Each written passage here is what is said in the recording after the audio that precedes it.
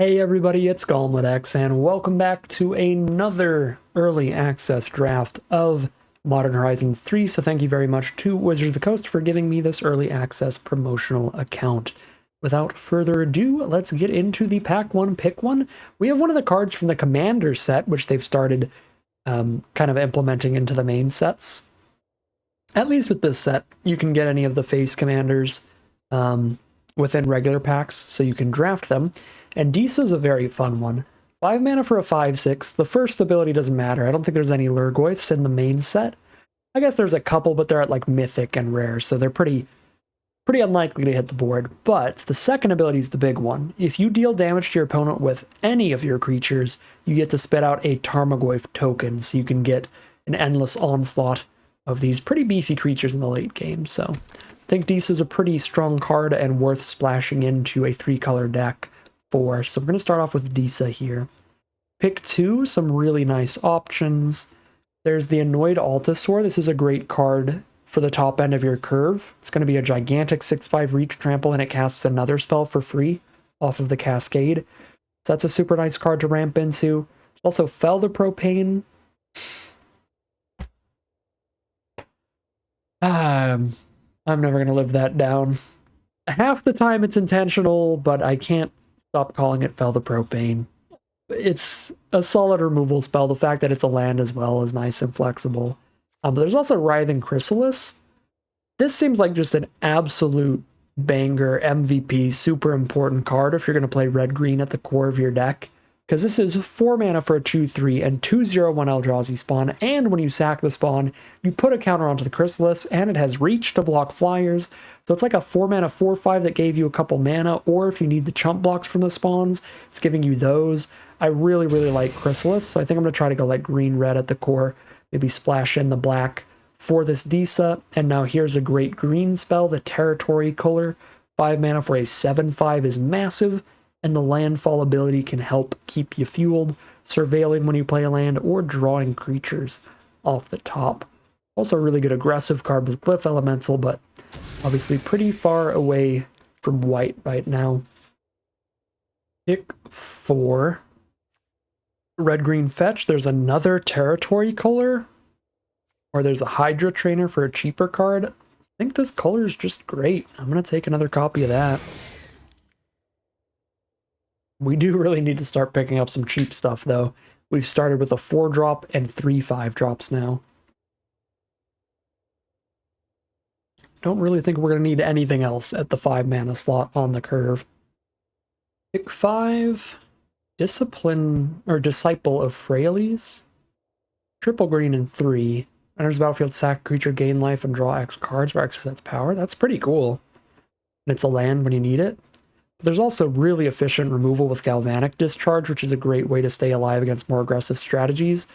I think this is a pretty high pickup, super efficient removal. I'll take it over the Altasaur as like the most guaranteed good card, but I've also liked the Dread Mask, and this Disciple looks fun. But I think Discharge is pretty perfect for one of our early game plays. Pick 6. Nightshade Dryad for a cheap ramper. It also fixes us for the black source to get Disa. So Dryad's kind of perfect. I like the Precursor a lot. This triggers off of any non-token permanents getting sacrificed. You're going to get spawns every time you do that. And so that's going to trigger off of any of the fetch lands.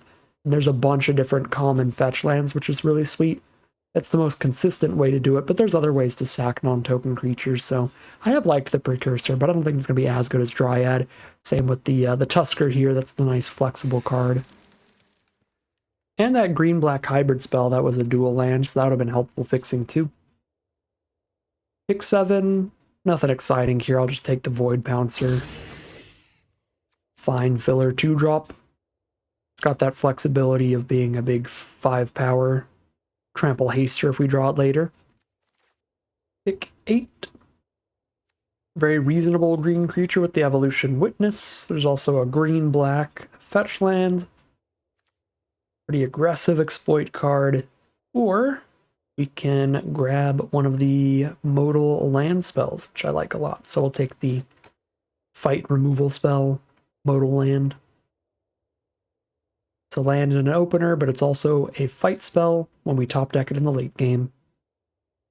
Pick 9. All right, well, there you go. We can still get that revitalizing thing. Land in the opener. A dual land in the opener, even, but protection spell when top decked late. I like Dread Mask as well, but I really love the flexibility on the flip lands. Pick 10. None of these colors matter to us, so Oozewag it is. The fine, beefy creature. Ends up giving a lot of your random cards trample. There's a lot of +1/+1 counter stuff and auras and equipment in the format. Pick 11 Glyph Elemental. This thing has been impressive in anything aggressive out of white. Just gonna take that, even though we're incredibly unlikely to run it. Nothing for us. Pick 12. Could splash in a Victimize, because we're gonna have a lot of Eldrazi spawn tokens.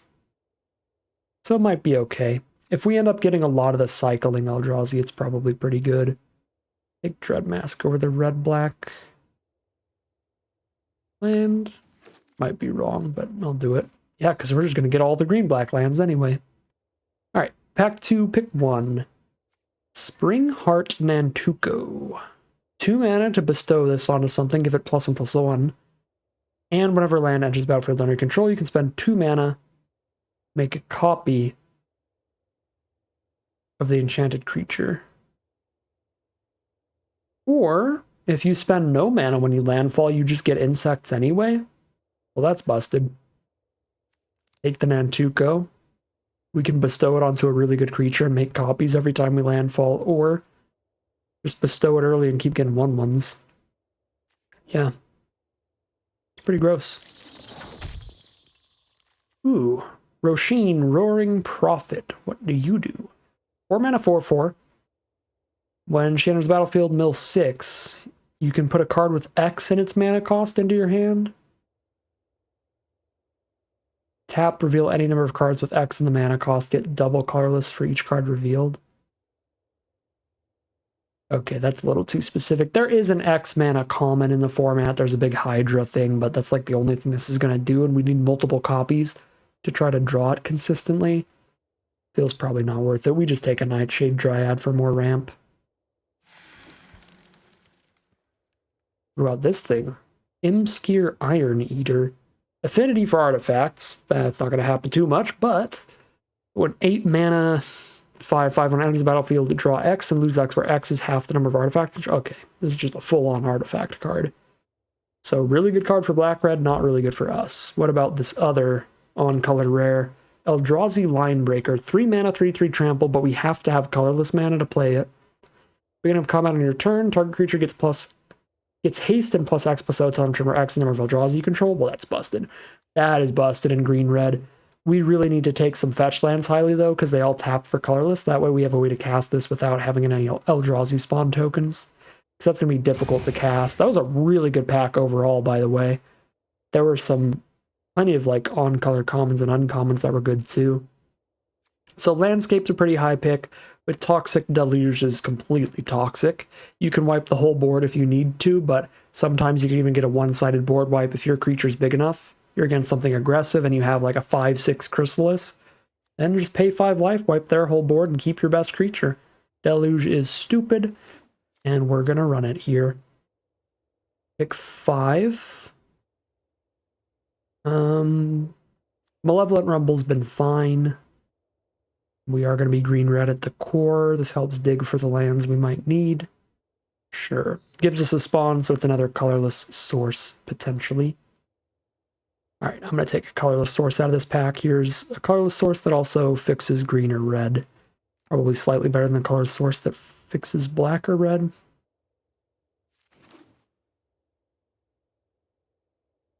Make sure we've got Linebreaker mana.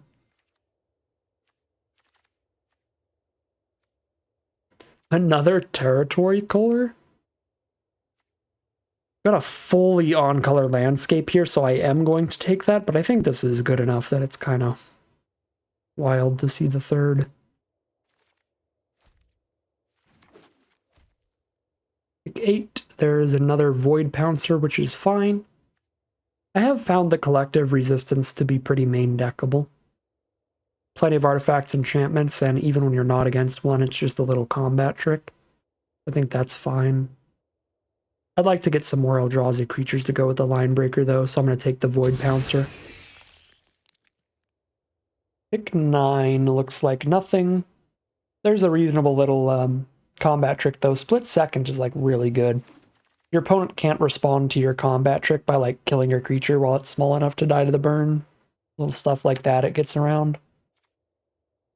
I'm not going to play a Frogmere Enforcer or an Inventor's Axe, so I'll take Rasheen here just in case we get past all of the Hydras, but that's unlikely. Ember Mage is a fine card to ramp into. 4 to any target when it hits the board and you have a 4/4. Yeah, these other cards don't really do anything in our deck. So we will take the Ember Mage. Speaking of not doing anything in our deck, Rasheen, I'm going to put all the way over here as a probable cut.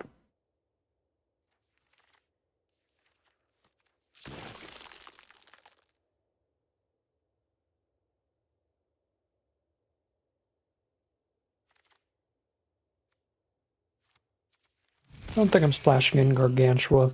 I think just Gisa, Deluge, plenty powerful stuff to splash in. Alright, pack 3, pick 1. How are we doing on removal? Are we bad enough to need the Fanged Flames? Probably. We're on Discharge and Deluge and Bridgeworks Battle. That's pretty bad interaction. I think I have to take Fanged Flames over the very solid Phoenix here. So you have to collect Evidence 6 to bestow it. So you're not really going to do that early. You're just going to play it as a 3-mana 2/2 flying haste jamming for some damage. But later in the game, when you've got a bunch of cards in your grave, you can then keep bestowing this onto your stuff, give +2/+2 flying haste, which is pretty nasty, but I think we need removal pretty bad. And I'm going to take Fanged Flames for that reason. It's a pretty big miss. I guess not. There's another Fanged Flames. We just take that. Cast a creature with power 5 or greater. I've got 3 cards in the whole deck that technically trigger that. That's too few. Take the Fanged Flames. Pick 3. Another Malevolent Rumble, a Glimpse the Impossible, a Gravedigg off of the splash. Not like tremendously pumped about any of these. I guess Glimpse fits in fine at 3 mana, just make 3 spawns. When we top deck it later, it's card draw instead. Pick 4. Warped Tusker fits in at 3 mana or 7 mana, so it's pretty flexible.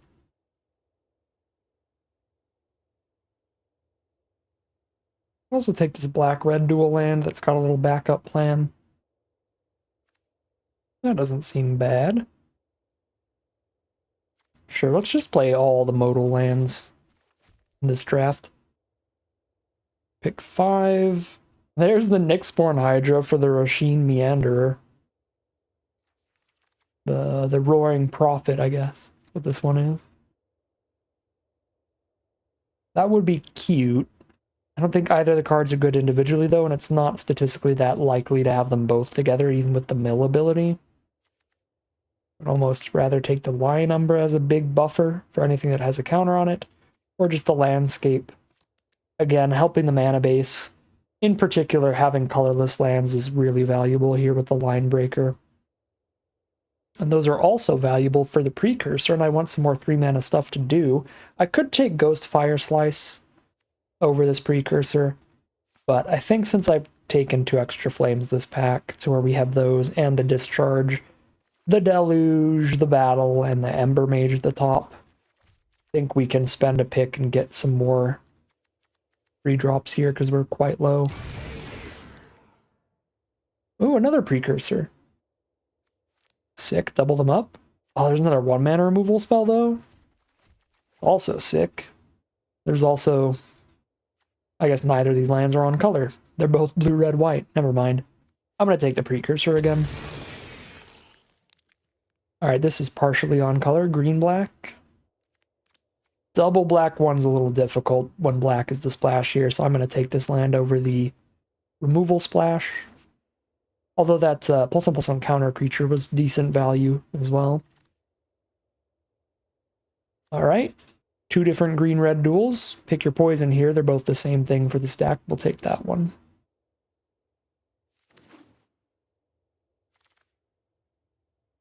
Pick 10. I'm not splashing in any of this. Let's rare draft something. Just cuz.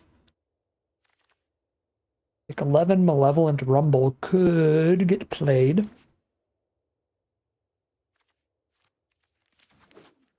And it looks like probably filler as we finish up the draft here. Oh, never mind. We actually got a Void Pouncer. That can go into this deck. Flexible. 2-drop or 5-drop. We'll take it. Another Eldrazi, so it's a great creature type for our Eldrazi line breaker as well. I don't know about running 3 Colossal Dread Masks. That's probably not happening. Okay, we have 46 cards. We get to cut 6 cards here. We have 1, 2, 3, 4 spell lands. So we can cut 2 lands pretty easily. And then we can have our deck function as a 15-land deck or a 19-land deck, depending on what way we use those lands and what we're drawing into. Looks reasonable to me. Let's just cut Swamp for now, but we will look over the mana base again later.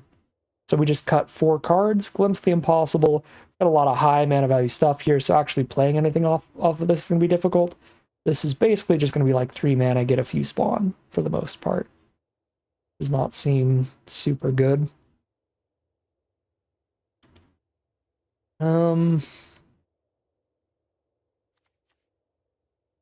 Maybe the Siege Smash, just random combat trick isn't the greatest when I have kind of a lot of random combat tricky looking stuff just from the spell lands. And then 2 more cuts still. We have all these creatures plus 2 Dread Masks. We have like 17 creatures here. Not that aggressive, so we could cut 1 or 2 of these. I guess Oozewag, we don't have actually a lot of modified creatures in this deck, so Oozewag looks kind of filler. 1 final cut. I like that these dig towards the Disa. Pretty sweet. Maybe triple Void Pouncer's a little much. We can cut 1 of those still. Yeah, that looks pretty good to me. How are we doing on red spells and green spells? 14 green, 12 red. And technically just 2 black, because just Sun, just Deluge. So this math is going to be ridiculous for mana bases. We've got 4, 5, 6, 7 green sources. 8, 9, 10, 11. 11 ways to get green mana. For red, we have 5, 6, 7, 8, 9, 10. So 11 ways to get green, 10 to get red, and 1, 2, 3, 4, 5 ways to get black. We're good on the black at 5 ways for basically just 2 cards. 10, 11 on green, red. That makes a lot of sense to me. Green and red are pretty close in terms of the quantity of spells. Yeah, 1, 2, 3, 4, 5, 6, 7. Lots of cheap red as well. Yeah, I guess the mana base kind of looks good as it is. We will call it a deck here.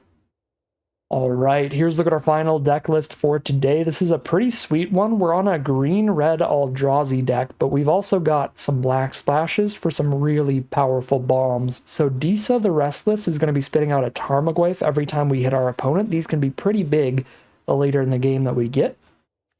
We also have the Toxic Deluge, which is a board wipe we can control exactly how much it kills. So it is possible to have this be a one-sided board wipe in our favor if things line up well, which is super, super nasty. We also have a ton of spell lands, so we should be in a great position to never really flood too much and never get mana screwed too much with cards like Revitalizing Repast, Bridgeworks Battle, and Blood-Soaked Insight being spells when we top deck them late, and lands when we draw them early. We've got plenty of big finishers outside of Disa with some Dread Masks and some territory colors to ramp into off of our cheap creatures like Nightshade Dryad and potential Eldrazi spawn production with cards like Malevolent Rumble and Skittering Precursor and Chrysalis and all that kind of stuff. It looks like a really solid deck today. Very excited to see how it does, so without further ado, let's head into the gameplay. Alright, we'll keep this. We're trying to make it to 5 mana, so we're just definitely playing the tap land immediately. Oh yeah. We have incredible 5 mana plus cards to get to. And then we're going to crack one of these landscapes for red to have all of our colors available. Gotta be this one, that's the one that does crack for red. I guess I could rumble here. And have 4 mana up next turn. That still wouldn't be enough to play Adina early. So if I just rumble the turn after this, that works too. Our opponent has Idol of the False Gods to start things off. That can keep spitting out spawn tokens and maybe really late into the game become a big annihilating threat.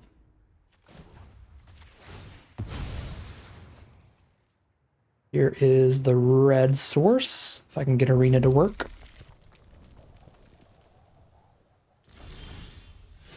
Okay.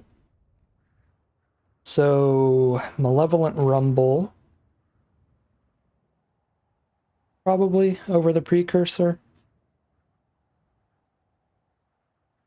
Yeah, because then I can cast Disa or Kohler next turn.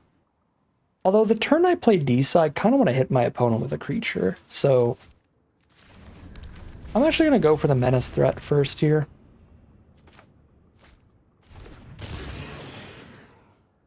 Because I don't really want to just cast her onto an empty board and have her die before we deal combat damage to a player, so I want to wait until I know that I have a good board state to ping them for one the turn I cast her.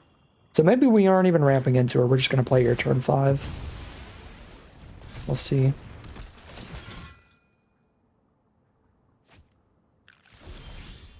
Okay, so I cannot cast Disa here, because if I crack a land, it's going to come to play tapped, which means I'll have the spawn, but not the mana for Disa. I could cast another Precursor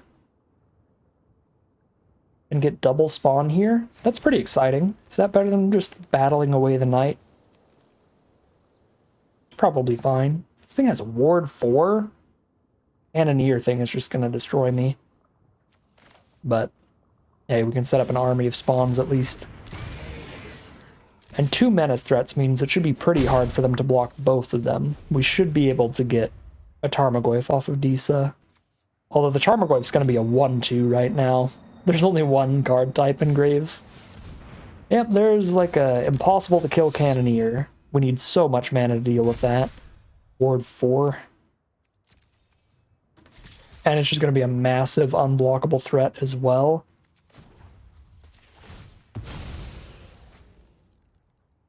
Get another red source because I have another green source in hand. Oh, this one doesn't give me red. Never mind. Just take another green. A chump here? Probably not. 3 damage. Nice to have the option, though. Now it's a full landscape. 2 more Eldrazi spawn off of double Precursor. Good territory color, and then drop a land. We're working our way towards battling the Cannoneer out of here.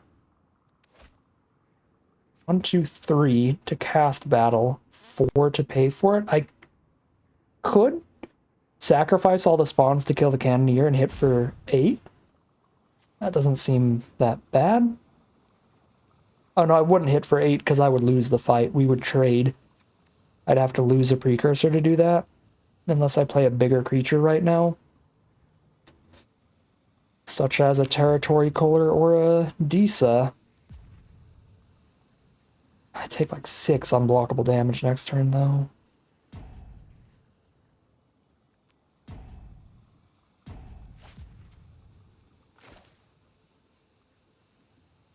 Let's play the Disa.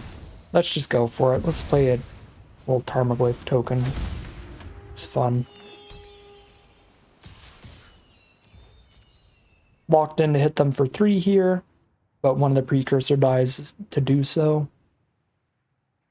I was going to say dies. Commentary brain is dying. Too many drafts recorded in one day.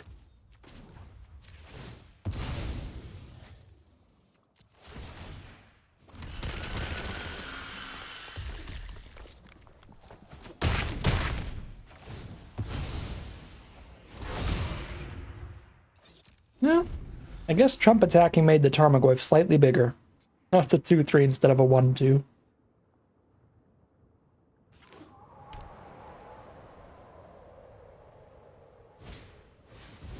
Riddlegate Gargoyle can give lifelink every time our opponent attacks, so they just lifelinking unblockable 6 damage this turn, lifelinking unblockable 7 damage next turn.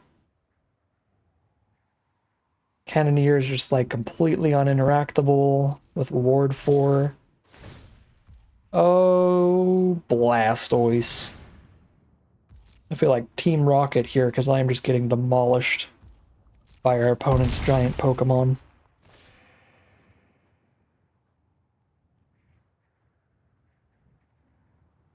Oh no, they're gonna kill Disa with their Cannoneer? Something? No. Not yet. Well, if I can't have removal resolve on the Cannoneer, I'm just going to die. Because it's unblockable every turn, and it's lifelinking if they get more energy. So I have to just pray that this can somehow resolve. But they probably have instant speed removal for Disa, and we lose on the spot. Let's find out. This is our only creature big enough to attempt to fight the Cannoneer.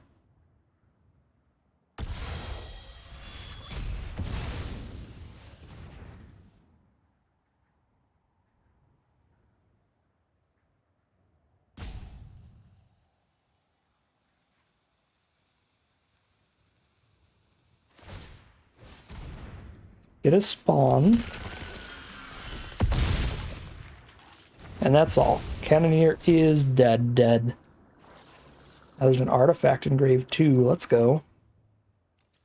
I guess the spawn makes it so they can block both the Tarmogoyf and the Precursor here. They trump there and then kill Precursor at the cost of Gargoyle there. I think that's fine.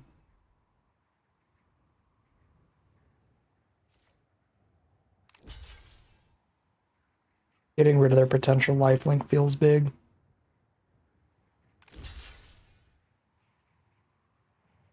Precursor's kind of done for now, anyway.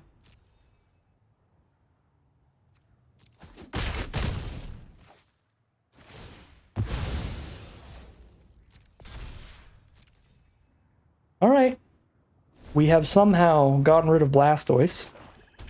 Maybe we're still in here.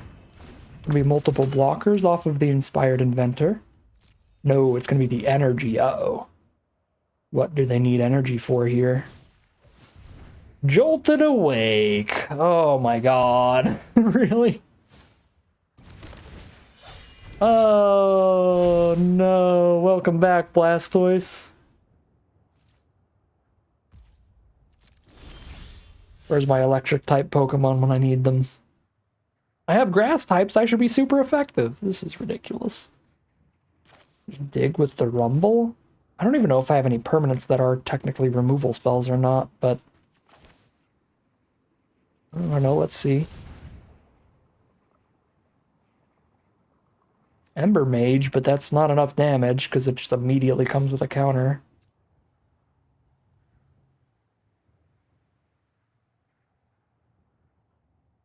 Ember Mage does lead to pretty good attacks here. Linebreaker does too, right?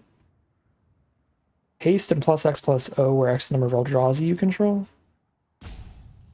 Spend a red, a spawn, and 1. Give it self-haste. I have a hasty trampler there.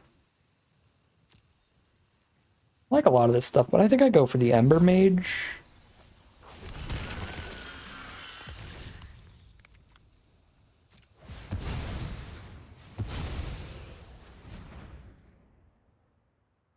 Kill the Knight.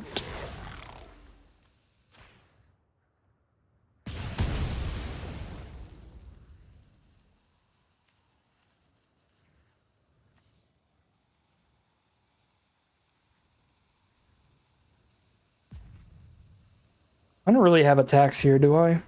I mean, they could double block Disa, I kill Cannoneer. They do that, which means I attack with Disa just to kill an Eldrazi spawn, I guess. But I don't attack with the Tarmogoyf. Or it just dies to Cannoneer. Oh, they're not sacking the spawn. Not a good sign. That's not a good sign. They need the spawn mana? I think I play this for mana.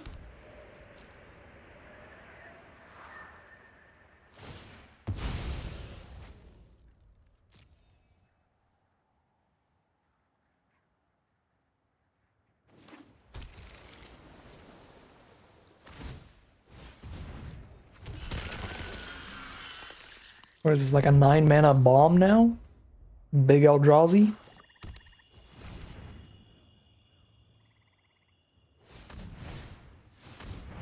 No. Just an artifact for the unblockable Cannoneer again. Sure. What does this land do? Next spell they cast as Improvise, so it makes another spell cheap. Okay.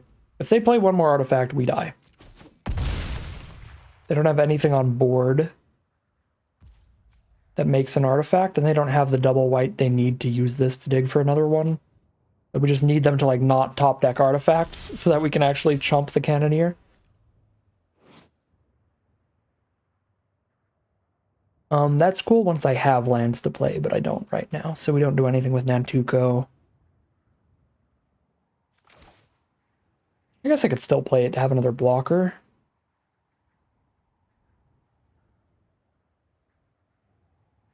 I feel like really only one blocker matters, though. I guess, so that I don't die to removal, I should hold 2 blockers up. But I can do that with just an Eldrazi spawn and a Dread Mask, so I will do that with just an Eldrazi spawn and a Dread Mask. Plus, if Disa sticks around, which I don't see how they kill her, then we definitely get a Tarmogoyf here, and that's actually 3 blockers up. It's A-okay. Alright, they're playing off the top. They win with a top-decked artifact, and they lose with almost anything else. Because this is a ton of stats on board. And we have the big trample thing now as well. Let's see.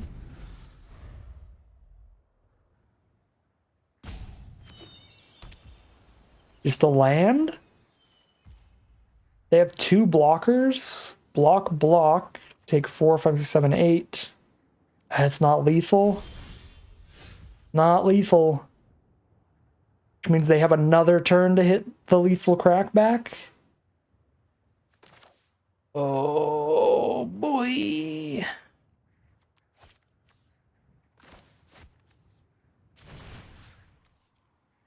Stow there. That this doesn't die to Cannoneer. Just for the +1/+1, really. Since the duplicates don't matter.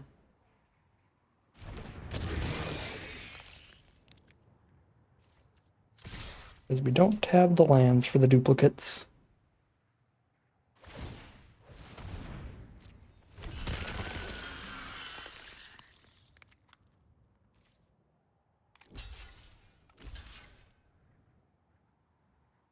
Take 14, go to 2. They've got 1 more draw step to hit an artifact.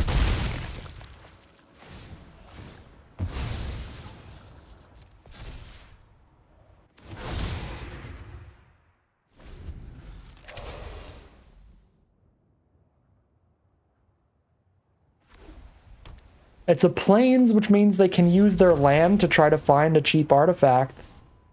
But I don't think they realize that because they just conceded on the spot. Maybe I misread the land. I'll double check it here. Look at the top 5 cards of your library. Reveal a historic card from among them, put into their hand. Yeah, they had one more attempt there. 1, 2, 3, 4. Activate that. But it's fair enough. We're day -7 of the format. By the time this is uploaded, probably only a day or two away from the arena launch. But during the recording of the early access event, like day -6, -7 of the format. So very easy to miss things. And I'm sure I have missed a million things throughout the drafts.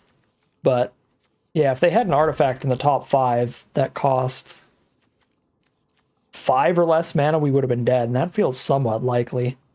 So super lucky they did not recognize the Monumental Henge on their board there, but we'll take it. Get out of here. Blastoise. We pick Bulbasaur in this house. Start things off 1-0. Here we are for game 2. We get a turn 3 Eldrazi Linebreaker. Even if they kill the Dryad. Because we have the colorless source off of Twisted Landscape as well.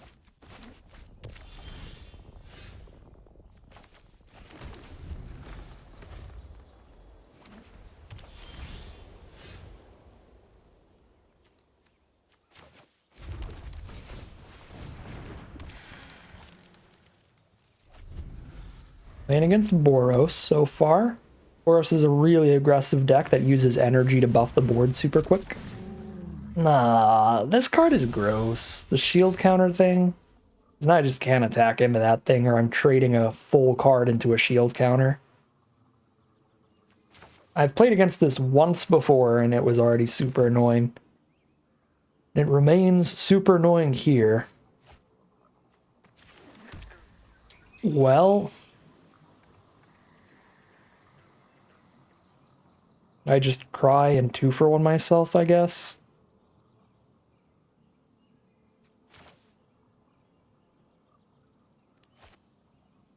I just cry and 2-for-1 myself.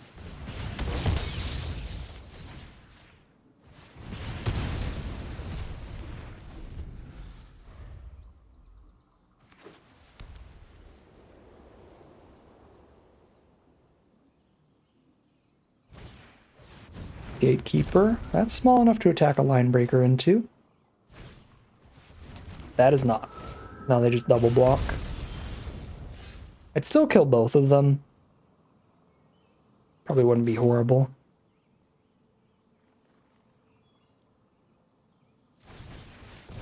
I would kill both of them. Let's grab my black source here.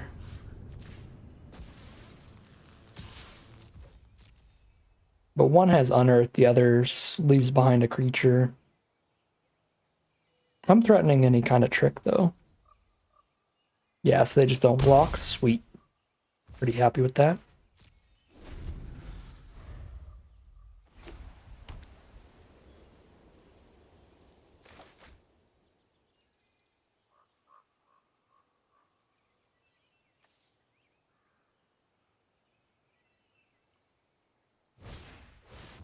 Inspired Inventor. Can get a servo token, it can get some energy, or it can get a +1/+1 counter wherever they want. I'm gonna go for a +1/+1 counter onto the Indebted Spirit. Interesting.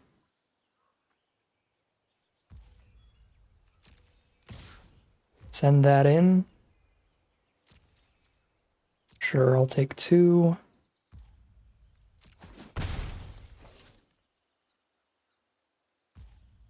And then they pass. Get our black source.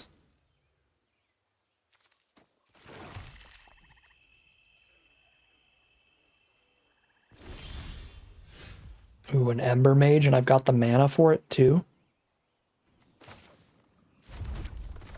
Just clear the 2/3 or the 2/2 out of here and trample haste in there. Or it's not trample, it's just haste. The Linebreaker has trample, but it only gives haste.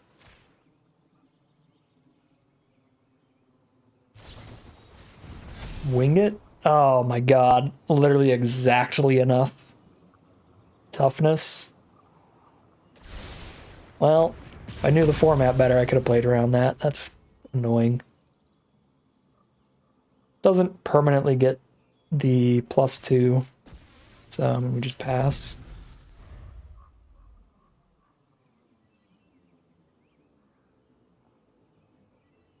Thing. Yeah, like Inventor would have died no matter what.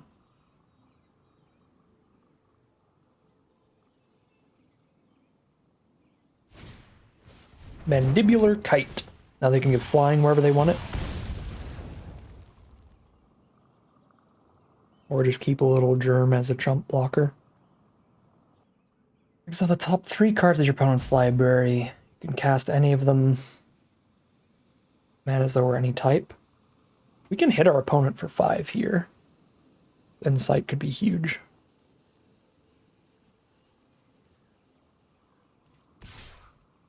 Send in the flyer, we are down to 13. That's all for now. I can haste this bad boy out. They have to block with the whole board to kill it.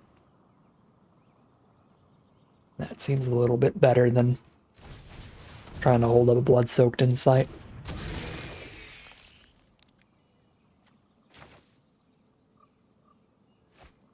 Also immediately get its trigger, see if I can draw any creatures off of it. Let's go. Boom. Draw a creature. 9 power. Last card in their hand has got to be removal for that, or this is going to be a sick attack. I think we're holding the line breaker back so we can give future creatures haste still.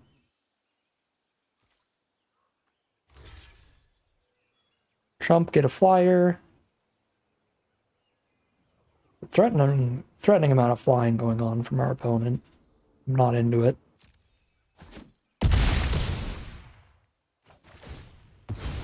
They are down to 12 now.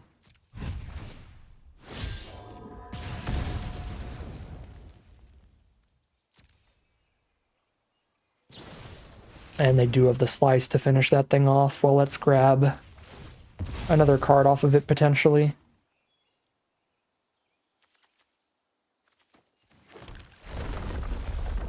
We did not, but we do get to mill that landscape.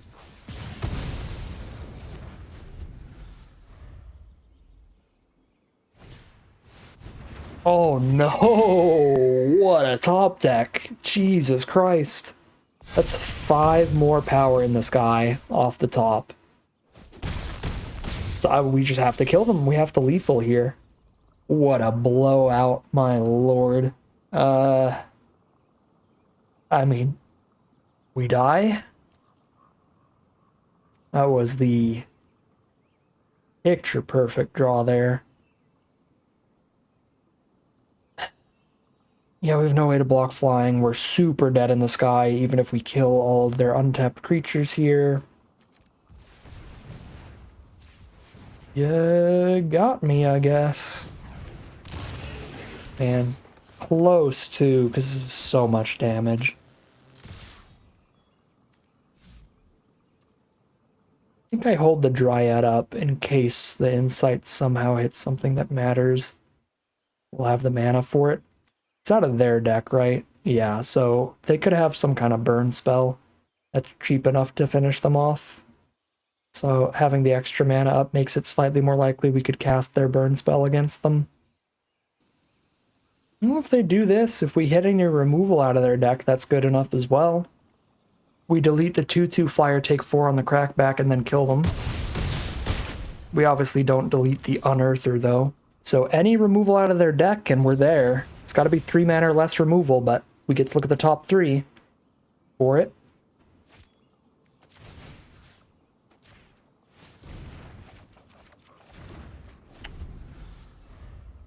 Well, we tried.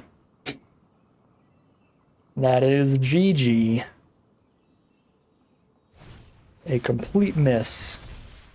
And then they top deck +4/+4 for good measure. Well, close, but no cigar. Here we are for game 3. We are 1-1 right now, and this is horrific mana. We have tons of duels and triumphs and stuff in this deck, so we cannot be keeping lands like this. These are just so unlikely and super bad. We got to take the mulligan there. This is way better mana, but it is going to be down a card because of the mulligan. All right. I'm just going to play my regular sources for now, because we could draw into our colorless spell that wants us to keep this colorless source around. Well, just ramping up to 6 mana then. Try to cast one of these Dread Masks on turn 5 and the other one turn 6. We need to play 3 more lands throughout the game pretty quickly here. Well, there's 3 more lands even if we hold on to Repast, so let's hold on to Repast then.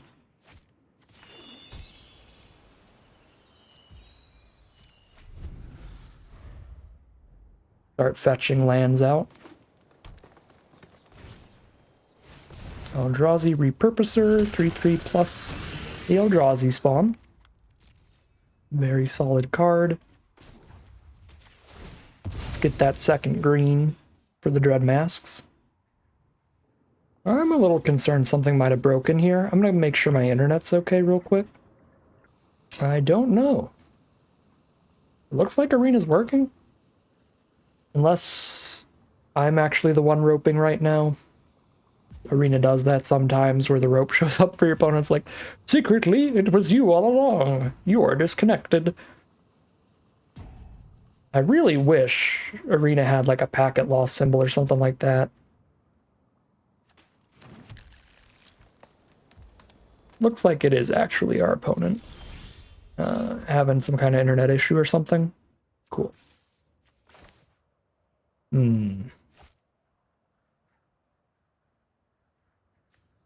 Top deck Kohler there is interesting.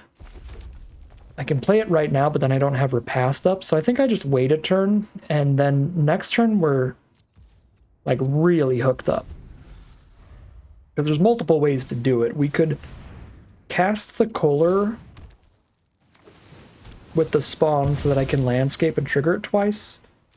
Or we can cast the Kohler with the spawn to have the Repast held up. Our opponent's on blue-green, so they shouldn't be able to kill it super easily, but they should be able to bounce it fine, and Repast doesn't save it from being bounced. So I think I'm going to cast it, and Landscape is going to be the play for the value. Means no untapped green or black source to give it indestructible, but it probably doesn't need indestructible against blue-green. Likely doesn't actually help it too much. Mill that land.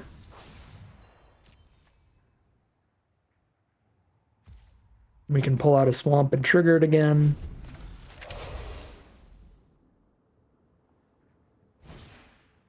Temperamental Oozewag, that gives them some spawns off the unsealing. Doesn't do anything about the Kohler. So let's trigger it again.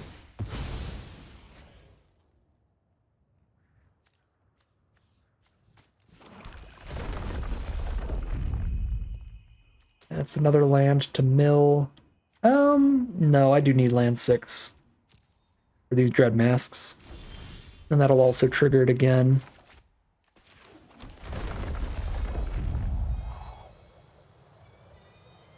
That land I think I ditch. I've got a backup Dread Mask, plus this isn't even a particularly good matchup for the Indestructible Trick, so I'm just going to cast that one without the extra 1 mana held up. I guess it's Death Touch Indestructible, right? Nope, it's just Indestructible, never mind. I was going to say Death Touch Indestructible could be sick for Death Touch Trample.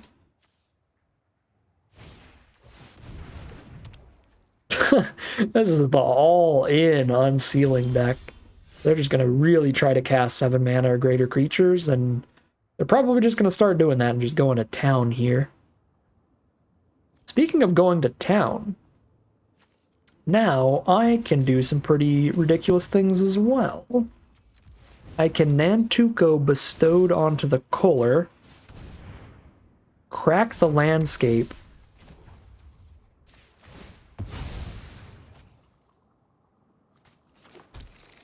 spend the 2 mana to make another Kohler, still have the indestructible trick up, and draw a creature off of it. Let's go. Well, they're almost definitely trying to kill the Kohler now to stop me from making more duplicates of it, which means the trick gets a big kill here. No, they're going to try to kill the Trampler. Well, the trick still gets a big kill. Let's do it. Still kills both of those and keeps my germ alive. Okay, let's see how good their 7 mana value creatures are, because they certainly have the 7 mana value. If it's one of the mythics, we lose.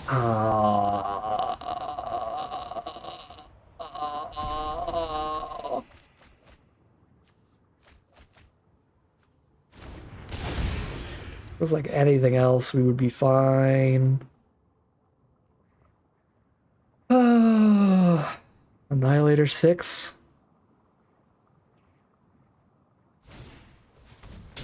Oh my god, horrific assault. Shouldn't have spoken words. I am so good at getting bombed out in this streamer event. They're all the way up to 18 now. I mean, that attacks once and the game is functionally over because Annihilator 6. Just no way to lethal here. So it is over because I can't kill it. And I can't kill them to stop them from swinging with it once, and then they're just going to have tons of chumps while annihilating us 6.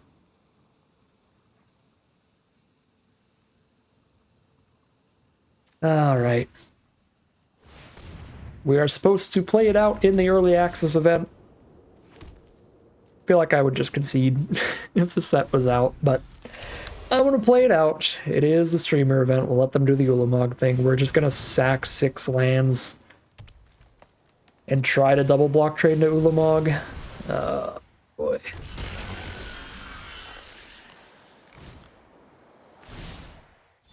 Opponent has fully lived in Magical Christmas Land here.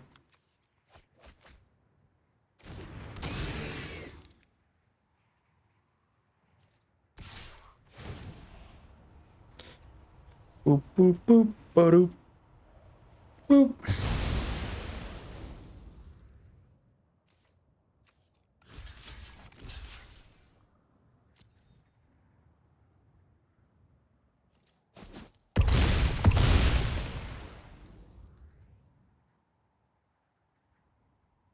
Well, at least we got to send a message and kill Ulamog.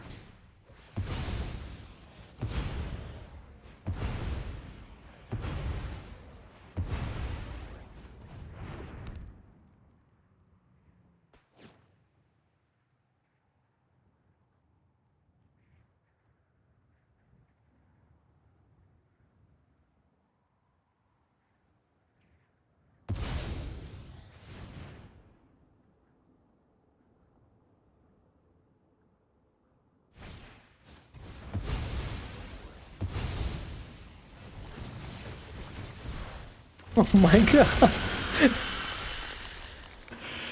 Oh, it just keeps going. Oh, there's the free removal spell.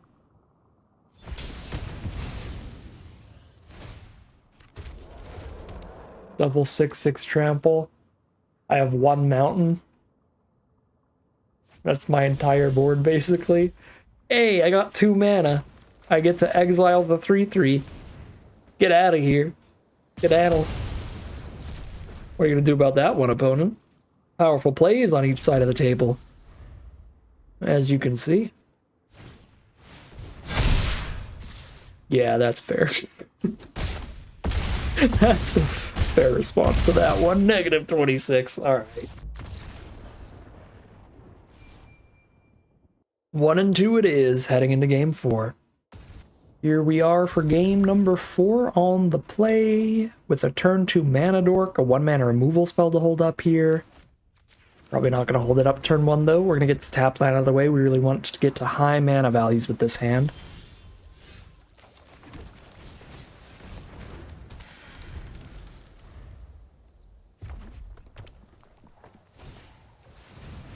Sage of the Unknowable.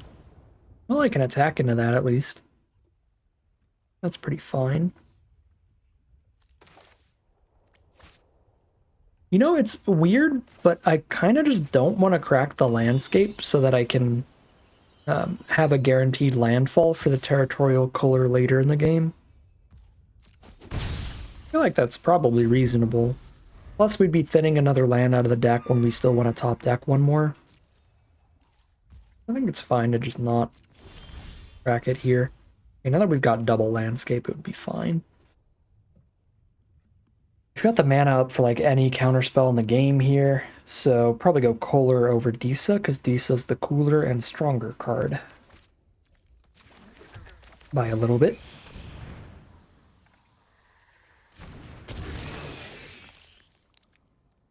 No counterspell. There's only one common counterspell in the format. But there's like a rare or two. Snapping Voidcross so the Kohler remains? That could be awesome if it does. Alright, that means Disa's gonna get some value here. Worst case scenario, they're forced into a chump block they don't really want to make. Best case scenario... I think I ditched that. Best case scenario... Trying to make sure Auto Tapper doesn't tap me out of a landscape here. I'd rather crack a landscape. I don't think I need to discharge right now. What was I going to say, best case scenario? Oh yeah, best case scenario, we just start getting Tarmogoyfs. We go crazy. Pretty crazy to me. We got a 2/3. There's a Drownyard Lurker. It's fine, that's a couple blockers. But our board is looking sweet. Get another green here towards the Dread Mask. Trigger the Kohler again. Draw a creature off of it. Top deck a Void Pouncer for a Trample Haster if we want it. Just trigger the Kohler again.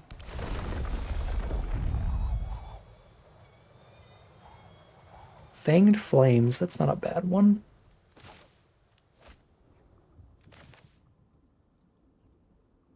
Drop a Precursor. We can trade Territorial Kohler into the Drownyard Lurker to get the 7/7 out of the way to set up for really good attacks next turn. Plus this is putting a creature in the grave for the Tarmogoyfs. Actually, the Dryad would have been a pretty reasonable attack as well. Oh, I forgot I was supposed to crack those before that died. Well, I guess I already have a... surveilled the top card, and I was just going to keep it anyway. Never mind. Because I just would have kept that on top 2 more turns in a row. Plus, I would have shuffled it away. I guess... Yeah, because I would have shuffled it away, maybe I would have hit something. Oh no.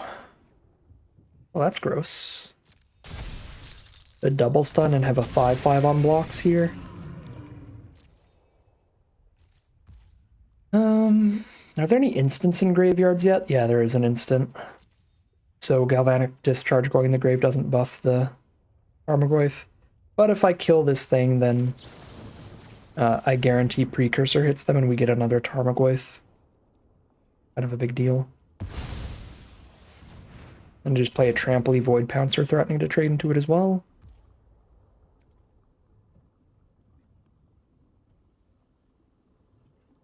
Yep.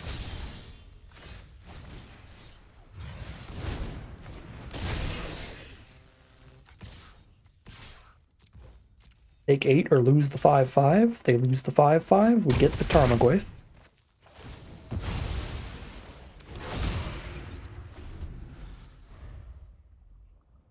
That was probably worth sending in the Tarmogoyf, right? Because if they blocked and killed that for free, they would take an extra 5, so it's not really quote-unquote for free at that point.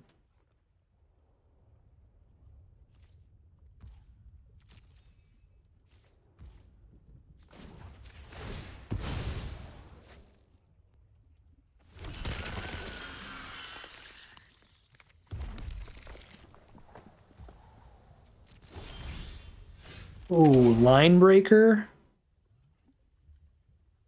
All right. Trample haste with a bunch of Eldrazi on the board.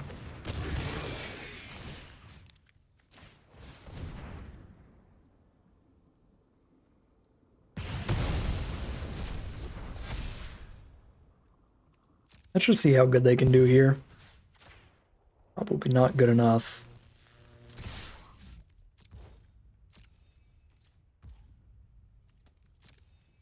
Take it all is the play. Fair enough, and we are now 2-2 heading into game 5. Alright, game number 5. We got that Rumble to just set up our plays, get a Chrysalis down turn 3 maybe. Seems reasonable. Working all the way up to 6 mana. I'm just gonna play this this modal land immediately. Get it out of the way without having to shoot ourselves for 3. There is a Dryad for ramp from our opponent, and they are on the play, so it's the mirror match, but they get to curve out before us, which is threatening.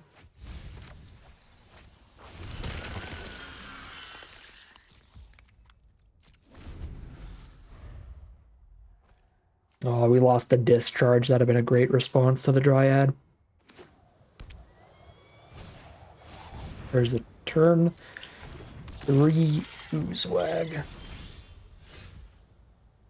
Respond with a turn 3 Chrysalis. Here we are.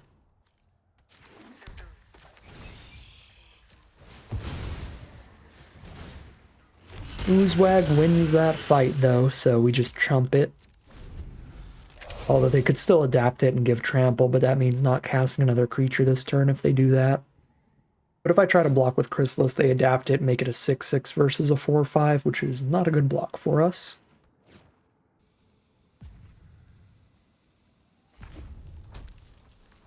Land number 4, they have 5 mana total thanks to the Dryad, and they're going to use it to kick out the Trample Hasty Void Pouncer here. So they hit for 5, because it's got Trample, so no reason to block. And we don't want to trade Chrysalis off if we can avoid it.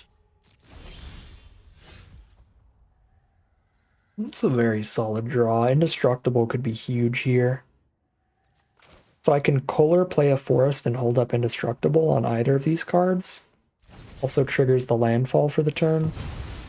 Seems reasonable. I don't love losing all of the spawns with 6 drops in hand, but I think top decking the 1 mana trick here makes this worth it. Exile the Void Pouncer if nothing else. I'll keep the Fanged Flames.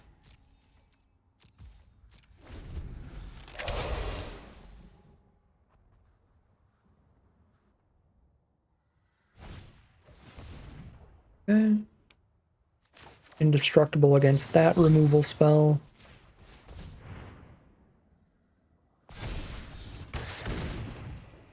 And now they also can't attack into the indestructible threat.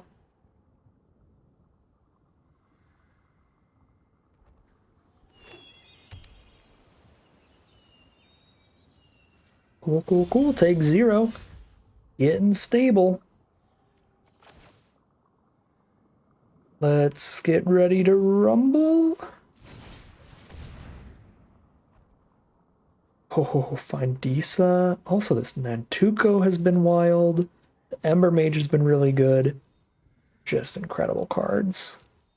I think I'm going to take the Nantuko because I don't have to break through their board to get Nantuko doing ridiculous things.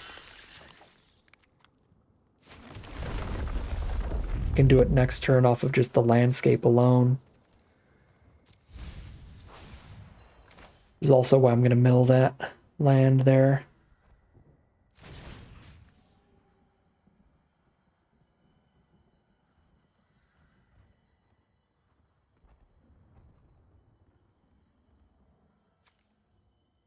Guess I get rid of the Mana Dork. It's very close between that and Void Pouncer.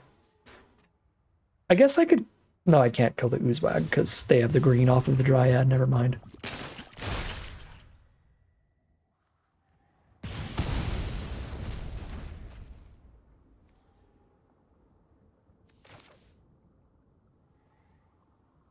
Six toughness.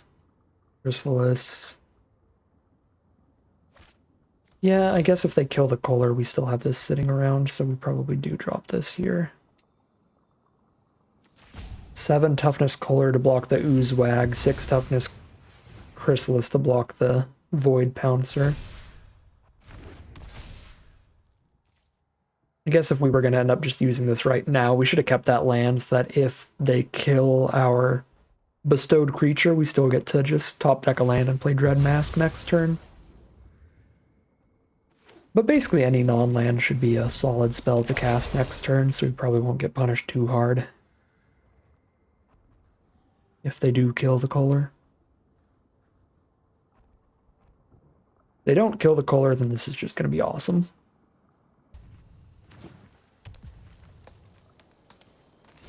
Pass through the turn, let's go. Let's do the thing.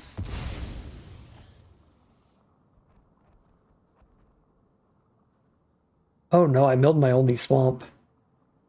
Actually a pretty big deal.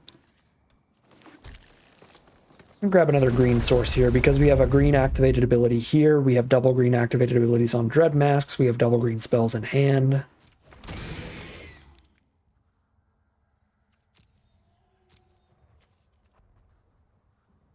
I don't mind that as a draw, since the Dryad is the 6th mana anyway. Although, maybe just milling into lands every turn is just insane. Just keep spitting out 7/5s.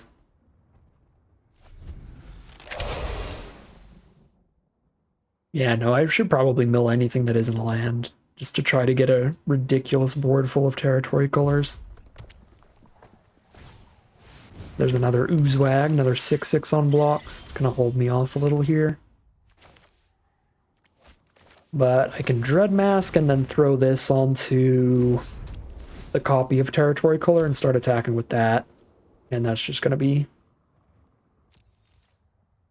enough to break through the board.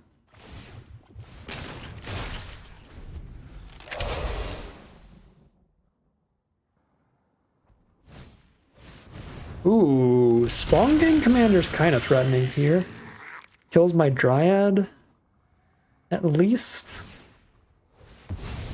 They've got the colorless lands. They can keep pinging things for 2 the next couple turns. Oh no. Is this going to be the grossest Toxic Deluge of all time? Gonna be pretty nasty. Do this for 3 life.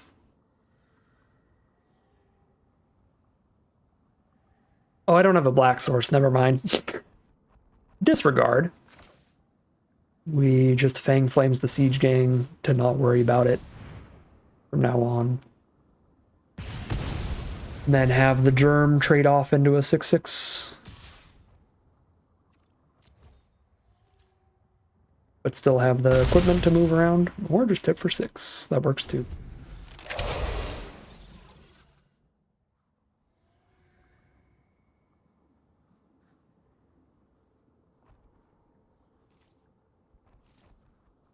Our opponent passes the turn again. That is a huge draw. Let's get some landfall triggers here.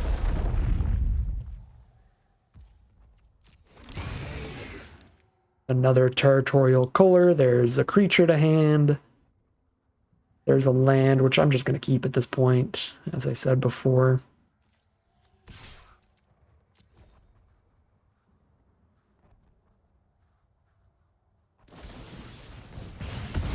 Ooh. Destroy the full-on Dread Mask, which kills the Germ, because now it's a 0/0 Germ. RIP. There's their own Dread Mask. But we're about to have a 4th territory color on the board. I do need to not mill out. That's kind of our biggest concern at this point.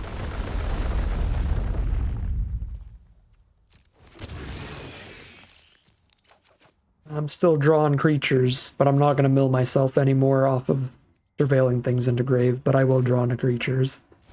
I'll take that. No colorless sources here, so I'm just going to cast these so that whenever I do find the colorless source for Line Breaker, it's massive and hopefully pretty quickly lethal. Oh, 10 cards left in deck.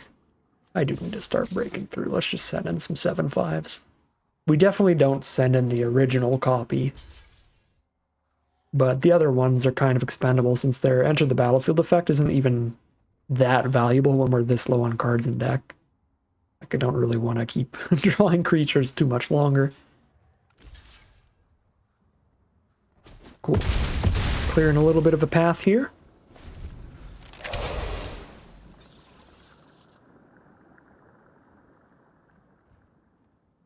Do I have any black sources left in the deck? I have to hit one of my hybrid mana cards. I've got the black-red hybrid card. That's the only black source left in the deck because I milled the swamp. 12/12 Oozewag. Trying to kill me here.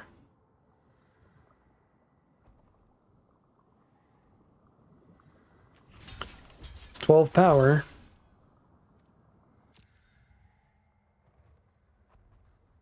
Let us see the trick. Is it another +3/+2? Trick? Nope, we kill the Oozewag. They're down to a single 6/6 on blocks.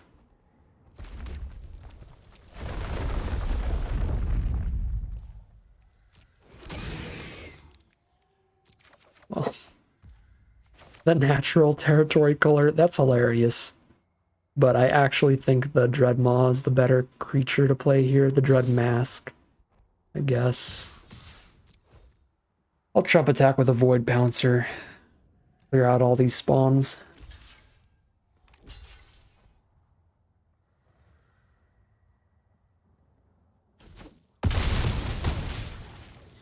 Okay, we don't clear out all the spawns. They're going to hold one back to throw a Dread Mask onto.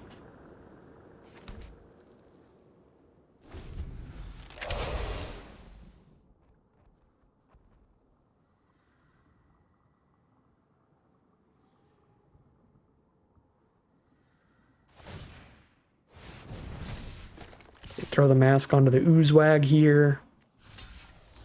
Gonna be another kill for us. They don't have the trick. And they just get trampled over.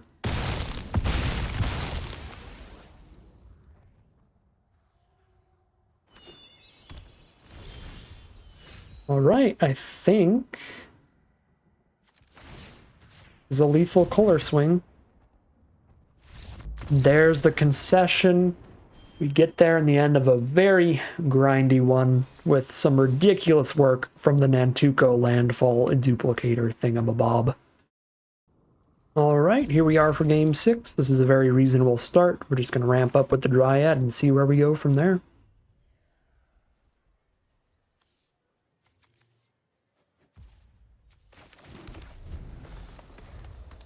I'm going to save the landscape for all of our landfall nonsense. We have a weirdly large amount of landfall in this deck. Between all the 7/5s and the Nantuko rare.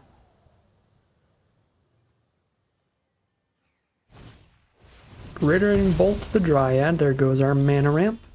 Still ramp a tiny bit with the Rumble. Thanks to a spawn. Wow. What beautiful options we have, I see. Let's take a landscape. And I actually do thin a land out at this point. Use that for a second red towards the Ember Mage.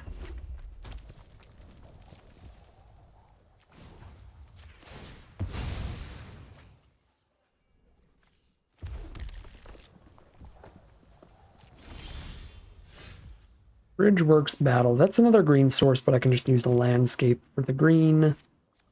To keep that around, and we'll save the Twisted Landscape, because the Twisted Landscape, we can cycle it, or we can save it for landfall. That's the most valuable of all of them in our deck, since we actually have all three of the colors for that one.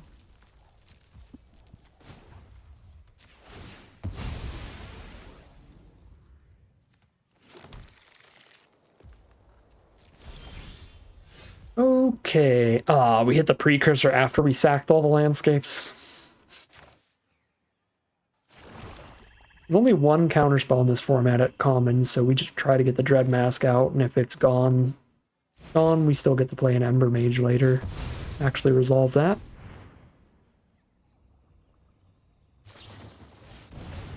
Oh, gross. The uncommon counterspell that comes with a creature. Filthy there. At least we can reverse the 2-for-1 with the Ember Mage. Kind of ended up just a 1-for-1 interaction in the end. If the Ember Mage resolves and kills the Quaddle. Ooh, but there's a territorial color now and they don't have a blue mana up, so I think I'm just going to play that and start getting landfall triggers.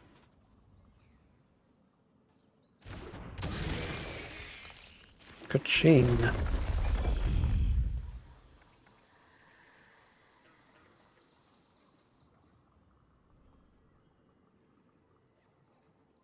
Boom, immediately draw a card off of it. Plus the landscape might draw another one.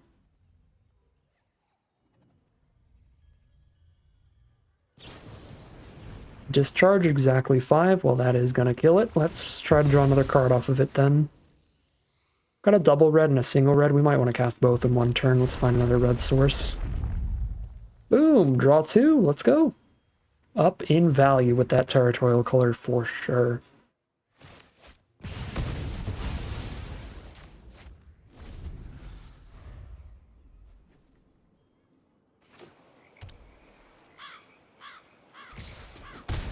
Down to 14.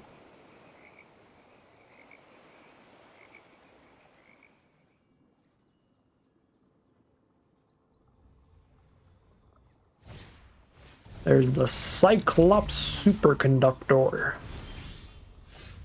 Does send its damage somewhere else when it dies? Sure. Oh. I guess I can drop an Ember Mage, shoot myself for 3 to hold up a Repast.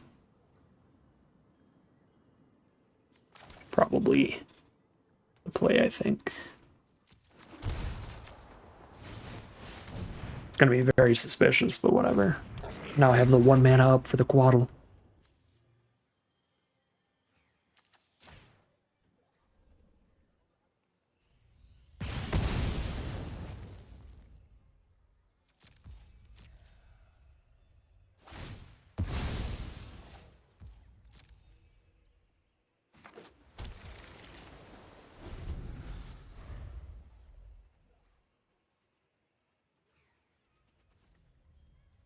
Maybe just play Chrysalis Hold Up Repast would be better there.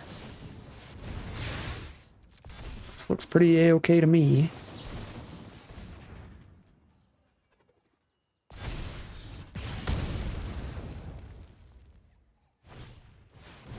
Yeah, that worked fine. Do these get to shoot face?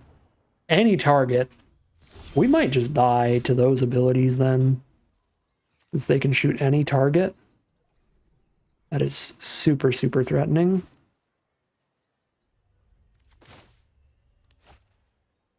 Play 4 blockers if I play Precursor and Chrysalis here.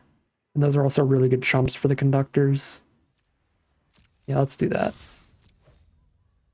And chump them without killing them that way.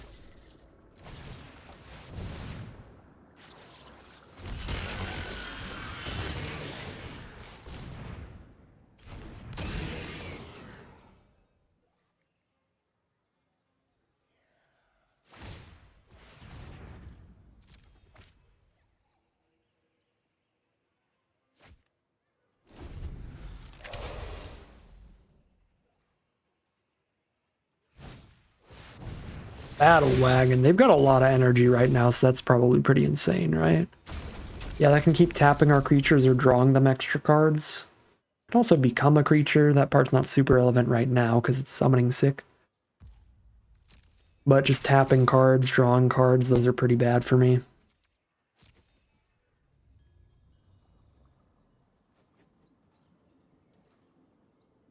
It's kind of wild.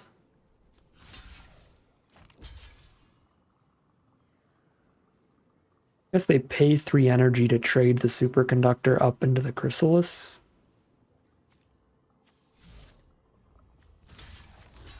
I don't know, I'm just gonna get the trumps here.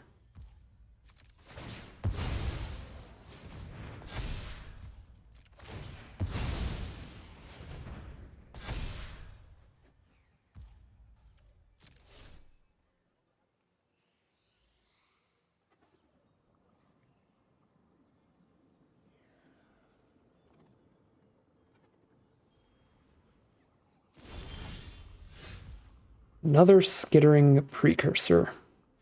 It's crew 4. But they've got the energy to crew it as well, so they could double block the menace, or they could have a 5/6 blocker for a 5/5. They spend like all their energy into that.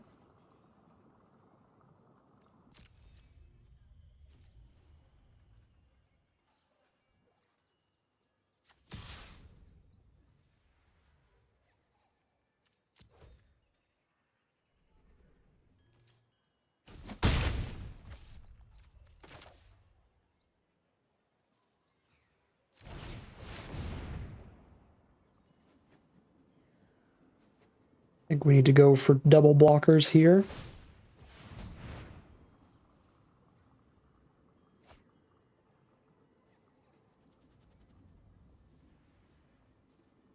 These death triggers are just so sketchy on the superconductors.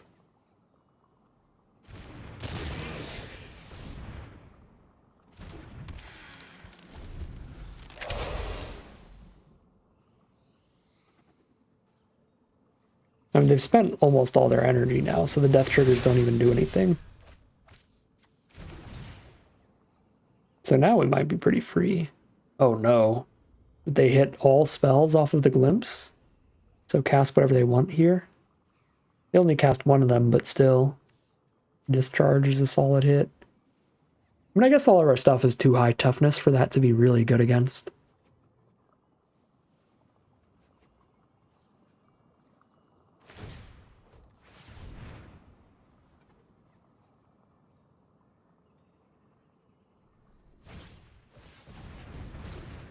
Okay.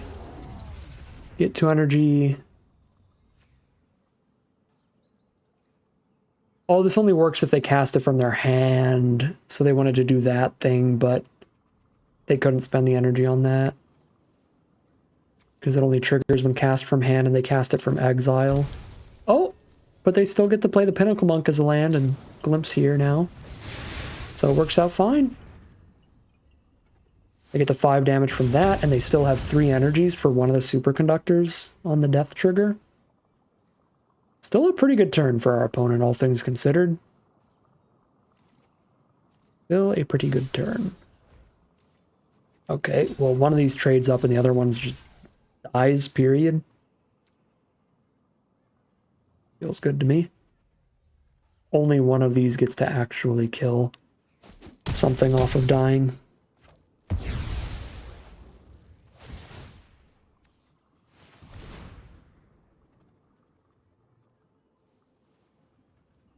So kill the chrysalis. There's a galvanic discharge of our own. Can't really kill anything better than what they have out right now. But I don't really need to kill what they have out right now. It's just trump blocking anyway.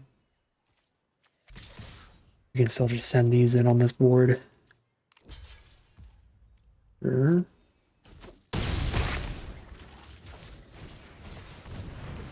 Down to 6. There's another menacing threat.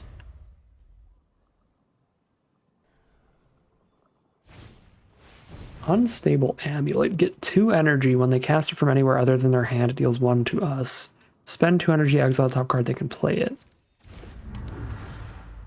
Okay, that's fine.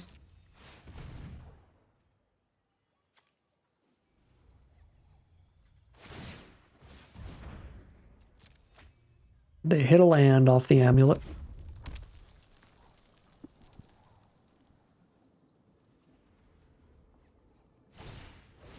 There's the Fanged Flames to deal with the precursor.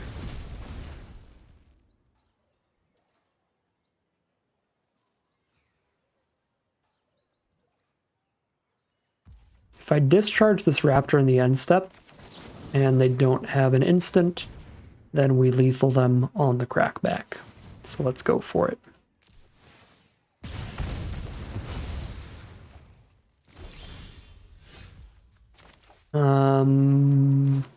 Yeah, let's trample haste this out as well. Slightly more damage just in case.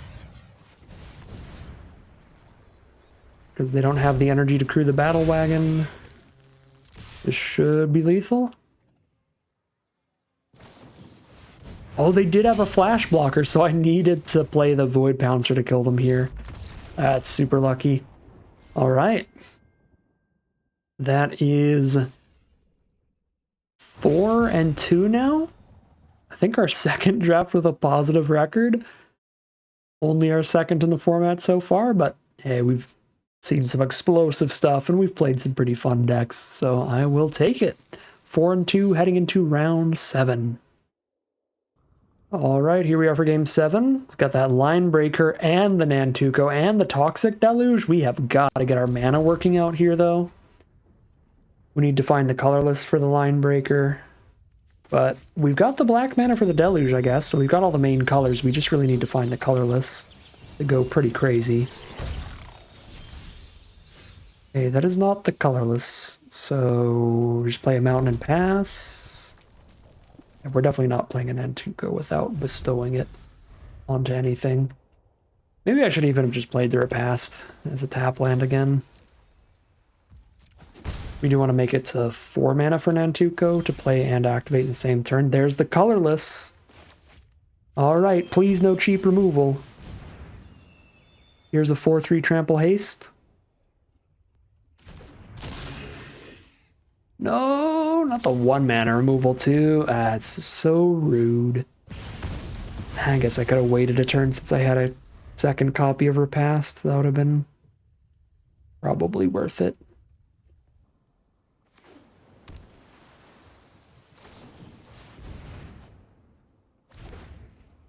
Draw a couple cards, discard a card at random. They had to ditch an island. Land 4. And play a Precursor.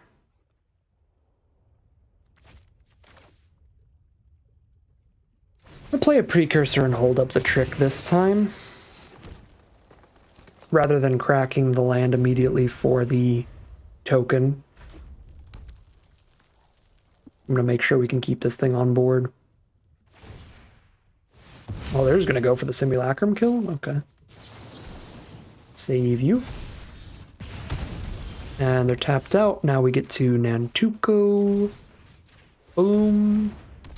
Oh, auto tapper. Oh, God. What are you doing? Auto tap out of... that's painful.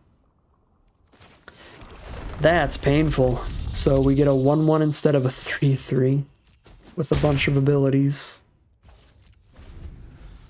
I didn't even think I was going to have to try for Auto Tapper because I was certain Auto Tapper would hold up the duel. But I guess it holds up the landscapes first. Ouch.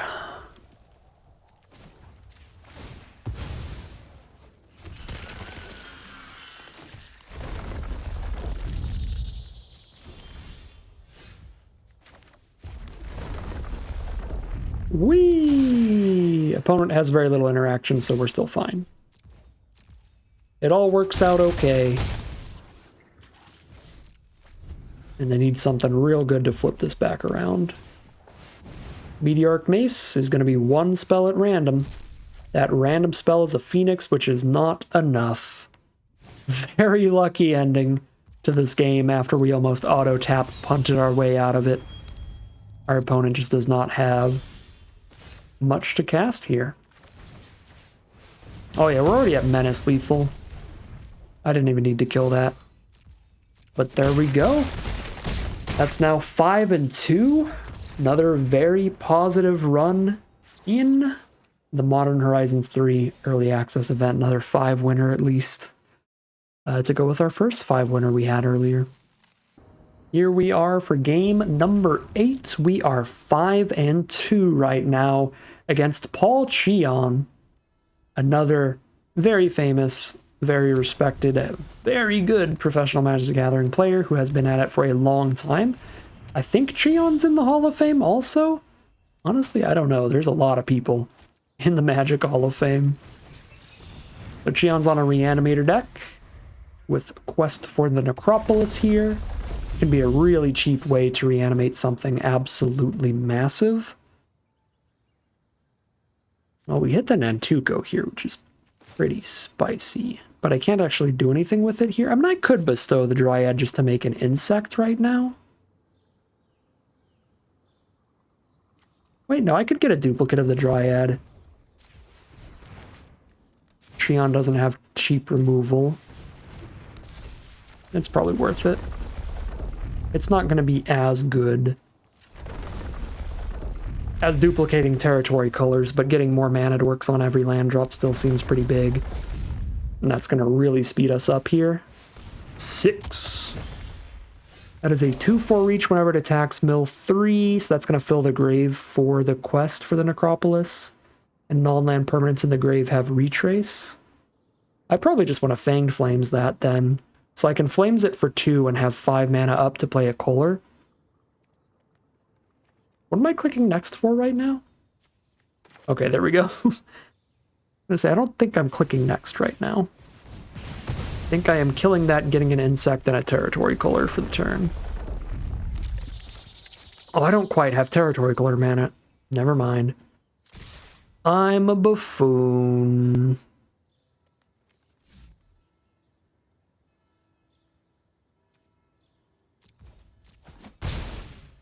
Alright, I can hold up or pass, and if I don't use it, I tutor out a land with the landscape and make another mana dork on this one. That makes it slightly less embarrassing that I miscounted mana. Oh, let's go. No, thank you. Alright, there's the concession. Cheon is completely over it. Like, oh, so he just had everything. Yes, we did. That was a wild hand, and it's going to make it a pretty easy game, even against super good players. Sometimes you can just get super lucky. Incredibly ridiculous hands.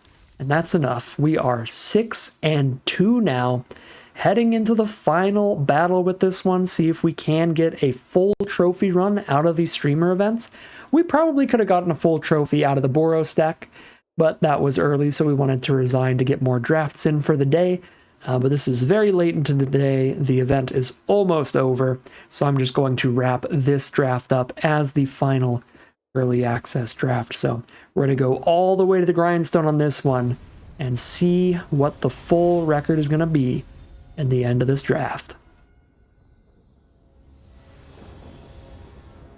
All right, here we are for the final battle. We are on the draw. So our opponent does get to roll things out a little quicker than us, be in the aggressive lead if they want to. There's a line breaker. That is a sick draw. We can cast that turn 3 off of Malevolent Rumble's Eldrazi spawn token, or we can cast it turn 3 off of Nightshade Dryad's colorless mana. So either way is fine, and it is going to be the mirror match here, another green-red deck from our opponent. They've got their own turn 2 Malevolent Rumble, but since they're on the play, it's getting things rolling much quicker. And then we are... Ooh, and now I can hardcast the Line Breaker, which means having more Eldrazi on board to make the buff bigger seems pretty nice. So, gonna play the Landscape and the Malevolent Rumble towards the Line Breaker next turn. Find a Void Pouncer for later. Feels pretty big.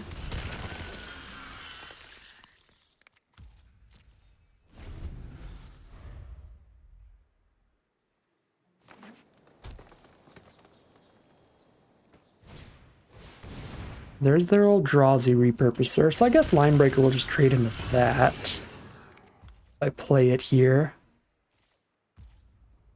So maybe better to set up the mana towards Disa by playing a Nightshade Dryad for now. Still retains the 3 toughness, doesn't get any bigger. It would set up a future attacker to be absolutely massive, though. Is a pretty big deal. Yeah, I don't know. I think we can set up the mana here. They basically just have a 3/3 when it comes to actual threats on their board right now.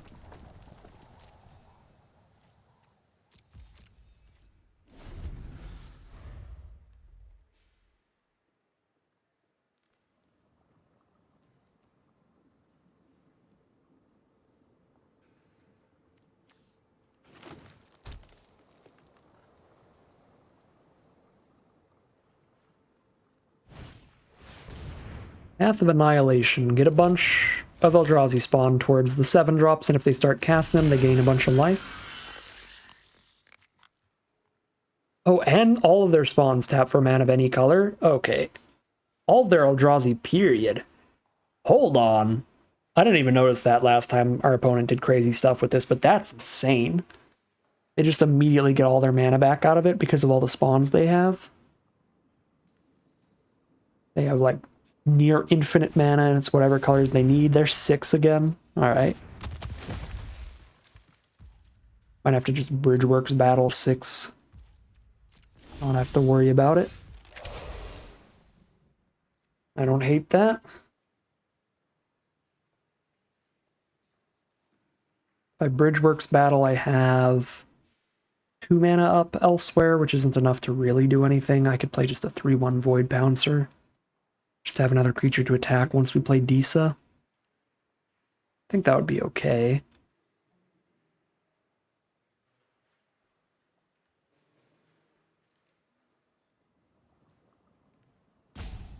I guess I could Linebreaker now. They don't have a blocker that actually kills it.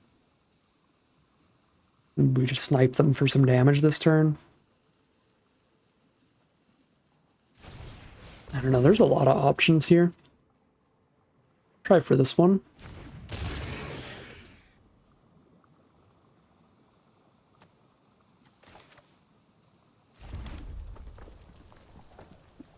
I guess I could battle and Linebreaker here.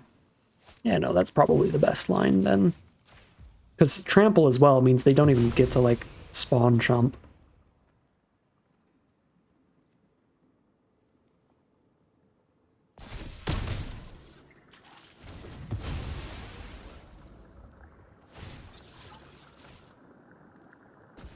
And then Disa gets haste if they don't kill the Linebreaker.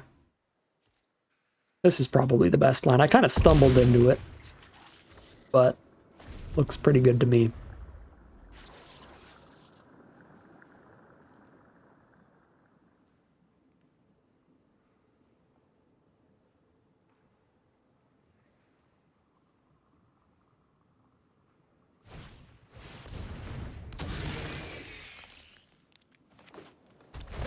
Okay, there's their own territory color, which does get its landfall triggers going. Looking for creatures, but this is pretty clearly not a creature if they're thinking this long. They just gotta choose if they want to keep it or throw it in the grave, and they are gonna keep it. There's a Glimpse the Impossible, so they're gonna exile it immediately. Cast it off of the Glimpse by tapping some Eldrazi here. Nope, they're gonna cast an Idol instead. I think it was the Rumble was their top card. Maybe it was the Idol. Oh, they can still play it? How can they still... Because this is an Eldrazi, so it taps for mana of any color. That's wild. That works with Path of Annihilation like this, because this is a Kindred spell. So it's an Eldrazi as well as just being an artifact. Alright, well. That was kind of nasty.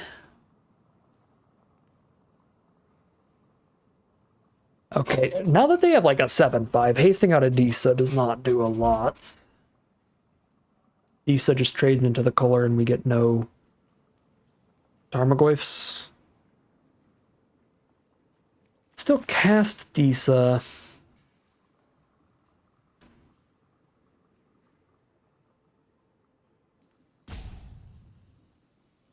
Do like nothing else.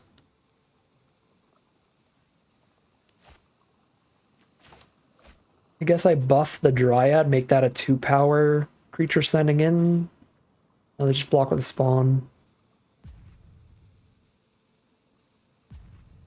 They're about to have the world's biggest Chrysalis I'm never going to be able to attack through. let's just set up a really big line breaker to make it easier to get big, like, Disa style attacks going here.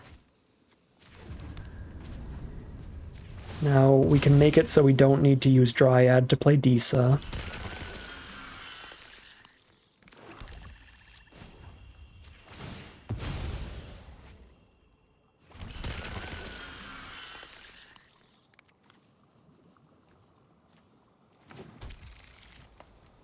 Okay.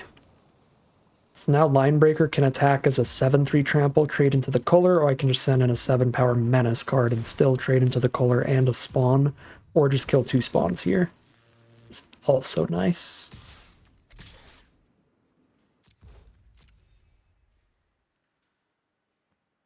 Feels like about the best turn we could have had there.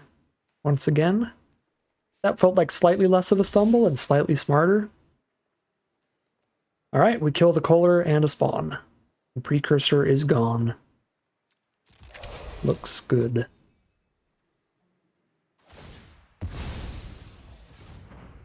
This idol's gonna be at 8/8.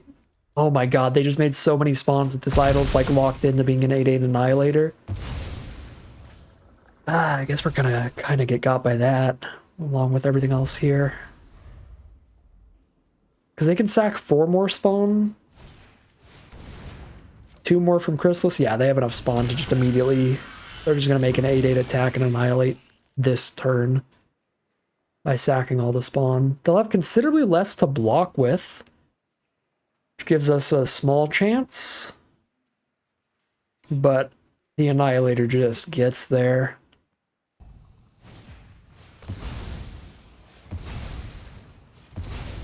Alright, well, we go from dead to mega insanely extra dead. Not only do they have the 8/8 Annihilator 2, but they're going to have a giant trampling repurposer on top of that, for good measure.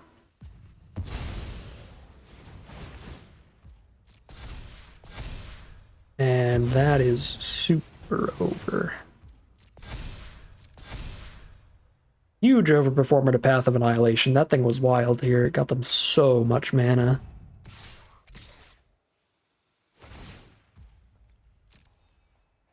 I can take literally all of that damage and then try to cheese lethal if we're incredibly lucky. But it's unlikely.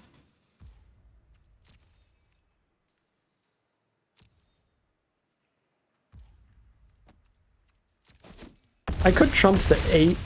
But then that's 1 less point of damage off of Linebreaker. And it feels like the only way to maybe win here would be a cheese lethal, because we're not surviving 2 Annihilator swings, even if they didn't have trample. Alright, this is just incredibly dead. Period. Yeah. Get destroyed by some Eldrazi nonsense. That is game. 6-3 will be the final record. Unfortunately, no trophy run this time around, but we still got really close, and this was a very solid deck. Just got blown out by some even more explosive stuff in this wild format.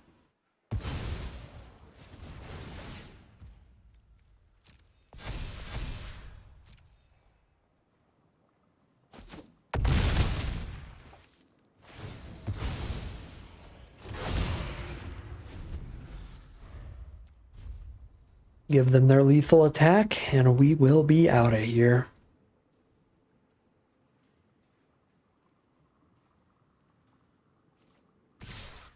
There they go. Oh, it's gonna make me annihilate first. Alright. Technically, I could have went chump chump and then put the 6 toughness blocker on the trampler to live another turn, but I'm good. The game is so functionally over there. I do that, and then even if they don't play a blocker, I had to chump with all these, so I only crack back for 3, 4, 5, because I can't play anything. Yeah. Alright. 6-3 for the final run of the Modern Horizons 3 streamer event, but it was some wild, wild stuff. These are some swingy, explosive games. Feels definitely more akin to a cube than a normal draft format, but that is true for kind of all of the Modern Horizons sets. They juice these things up. Like, this thing's a common 4/4 that shoots anything for 4. Sometimes you top deck this late in like a Boros aggro deck and your opponent just dies. But it's also just a good 2-for-1 removal spell. This thing's a common. Get a whole army in a can, and you make the main creature absolutely massive, even without other Eldrazi spawn production. And with other Eldrazi spawn production, it becomes ridiculously big. Like, there's so many cards in the format that you look at, you're like, this is a common, this is only an uncommon, the territory color. And of course, as you get up to those higher rarities, they become just completely broken in half, because if the commons get to be as strong as uncommons, the uncommons get to be as strong as rares, the rares get to be as strong as mythics at times, like this Springheart Nantuko, and the mythics, well, you don't want to see some of the mythics. So, wild stuff in the format. I've had a great time so far, and I'm really excited to dive deep into the format, try to really find out where the strongest archetypes are, what the best commons and everything are going to be, how to read the draft pods, how to build the very specific archetypes a little better. This is going to be a deep format to get into, and it's going to have a lot of complex gameplay from what I've seen so far, because these cards are really complex with lots of lines of text. It's super easy to miss a little thing here or there, especially in the streamer event. But like in pre-releases, in your early drafts of the format, it's going to be a lot. It's going to be really easy to miss some things. So there's a lot to be gained in a format like this from just grinding it out, playing a ton of drafts, watching a ton of drafts, reading the cards over and over. This is definitely a format where I think experience is going to go a long way. So it's going to have a lot of legs to it for draft grinders like myself that want to have a format where you can draft a ton of different things, because there's a lot of rares and mythics that can even completely change what you're drafting. Uncommons as well, like Victimize and stuff, can build their own decks. So a lot of cool stuff going on in the format. But if you aren't into super complex formats, it's not a great one to just like hop into. I don't know if I would recommend this to just your average free-to-play arena player, because not only is it not standard legal, and a lot of free-to-play players are going to be focused on standard mostly, but it's also super complex. So I think the first few drafts are going to be real difficult, real rough. So maybe it's just a really good format to watch some drafts on before you dive into it. Because, I mean, I've drafted a ton. I've played this game for a really long time, and I felt really under the water hopping into the format without looking over the whole visual spoiler and everything like that. I was certainly lost. So this is one at least you want to watch a few drafts of before you hop in. But once you get into it, I think this set is going to be super deep, super crazy, and super fun. But that's going to do it for today, and that is going to end the Modern Horizons 3 Early Access Event drafts. Thanks once again, one final time, to Wizards of the Coast for providing me with this promotional early access accounts. I always have a blast in these early access events. So super happy to get back into them with the Modern Horizons event. So again, once again, thanks to Wizards. But that is going to end today's video. As always, I'd like to thank my patrons and YouTube members for supporting the channel, as well as you for watching the video. If you enjoyed it and you're interested in seeing some more, you can always like, comment, and subscribe to tell the YouTube algorithm to send you some more in your recommended feed. If you'd like to catch me live, you can check out the Twitch channel in the link in the description below. And if you'd like to support the channel directly, you can check out the Patreon link in the description below. But other than that, as always, thank you very much for watching, and I'll see you again soon for some more Magic Arena.